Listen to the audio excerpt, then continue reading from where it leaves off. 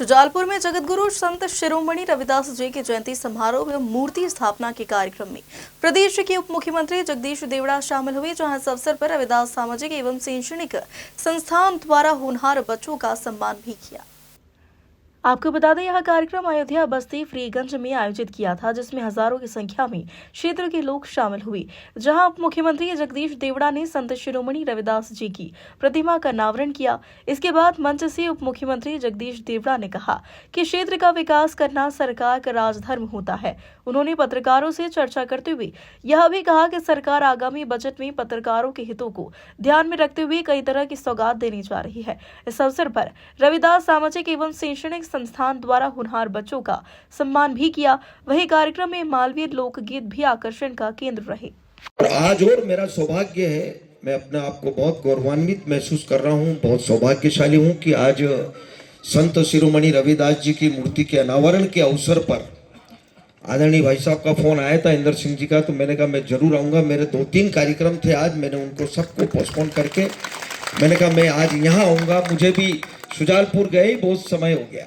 अभी देश की हमारी केंद्र की सरकार यशस्वी प्रधानमंत्री नरेंद्र मोदी जी के मार्गदर्शन में भारत सरकार की वित्त मंत्री आदरणीय निर्मला सीतारमण जी ने भारत सरकार का बजट अभी लोकसभा में पेश किया है। बहुत ही जन उपयोगी बजट, विकसित राष्ट्र का बजट और बेहतर बजट जो देश का होना चाहिए, उसमें कई प्रावधान उन्होंने किए हैं। आपको पता होगा कि 12 लाख तक के जो इनकम वाले लोग हैं उनको इनकम टैक्स नहीं लगेगा और ऐसे कई निर्णय हुए हैं हर वर्ग के लिए, गरीब, किसान, महिलाएं, युवा, सबको ध्यान में रखते हुए निर्णय हुए हैं। और आने वाला जो मार्च है, मार्च में मध्य प्रदेश सरकार का यशस्वी मुख्यमंत्री डॉक्टर मोहन यादव जी के मार्गदर्शन में बजट पेश होगा। निश्चित रूप से बजट बेहतर बजट होगा और जन उपयोगी बजट होगा, जनता के लिए होगा और सभी वर्गों को स्पर्श करने वाला बजट होगा। गांव, गरीब, किसान, मजदूर, महिलाएं, युवा, सभी वर्गों को स्पर्श करने वाला आने वाला हमारा बजट होगा। निश्चित रूप से निश्चित सरकारें कई आई गई, लेकिन पत्रकारों के हित में किसी भी सरकार ने कोई निर्णय नहीं लिया। जिस तरह से आप देखते हैं कई बार बहुत गंभीर है सरकार, मध्य प्रदेश सरकार में भी विचार हुआ है और केंद्र की सरकार में भी माननीय प्रधानमंत्री जी ने इस पर गंभीरता से विचार किया। जो कुंभ का मेला है उसमें कई तरह की नेगेटिव सेट किए गए, जिसमें भगदड़ कम में भी एक एंगल मिलने आ रहा था। क्या कुछ लोगों का काम ही नेगेटिव रहता है।